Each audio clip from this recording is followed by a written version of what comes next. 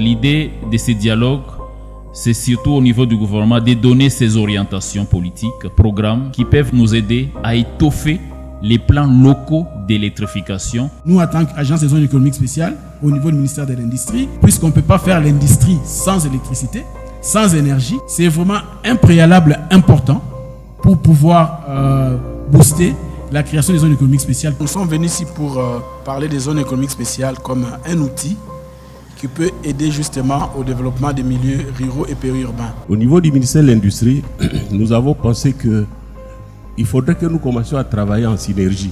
Je suis Jean Dieudonné KVC, je suis le directeur du cabinet du ministre de l'Industrie et je suis vraiment très ravi de participer à ces assises parce qu'au fait, le secteur de l'industrie dépend d'abord du secteur de l'énergie qui est aussi une industrie. Le souci de mon intervention est de pouvoir faire un pont, faire un lien entre le numérique et l'accomplissement du programme d'électrification en milieu rural et périurbain. Ce travail d'électrification vient lui-même renforcer le travail du numérique. À travers le programme d'électrification en milieu rural et en milieu périurbain, nous disposons de la possibilité de créer des bases de données. Au niveau de l'ANSER, notre mission, notre travail de par son mode de fonctionnement va générer une base de données très importante. Je voudrais surtout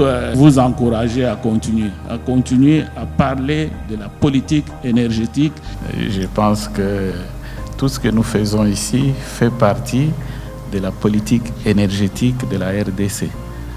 Et dans cette politique, il y a des projets. Comme vous le savez, l'une des priorités majeures du Premier ministre et de son gouvernement, c'est le développement à la base. Avec ANSER qui s'occupe des milieux ruraux, au moins avec des mini-projets, microcentrales, le solaire et ainsi de suite, nous allons permettre à ce que la population puisse y arriver. Notre ambition au niveau de l'ANSER, c'est d'arriver au moins à 100 millions de dollars d'investissement cette année 2022. Je suis très content de revenir aujourd'hui pour partager quelques bonnes nouvelles. La première initiative se concentre sur l'augmentation de l'accès à l'électricité dans les zones rurales et périurbaines. Et la deuxième initiative vise à garantir l'accès à des installations de cuisine propre dans les zones urbaines. Ces deux programmes investiront environ 27 millions de dollars. Nous comptons mettre 50 millions au niveau des subventions et ces 50 millions également passeront donc à travers le fonds Mwinda. Je félicite les efforts de ANSER d'avoir cette table ronde et d'être nous tous ici pour partager nos efforts et nos projets. Nous avons déjà l'argent. Ce qui manque, c'est la coordination. En gros, vous voyez, les donneurs se mobilisent pour donner un appui financier important également et une assistance technique considérable. Nous arrivons maintenant à la signature des protocoles d'accord.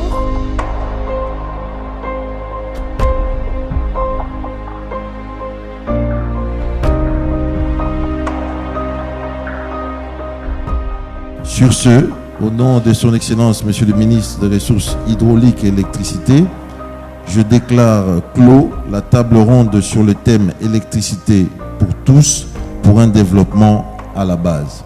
Je vous remercie. La prochaine étape, nous sommes déjà dans cette prochaine étape, c'est préparer les différents dossiers d'appel d'offres, c'est passer les contrats avec les entreprises, c'est descendre sur terrain et nous y sommes déjà. ANSER pour un nouveau jour en RDC.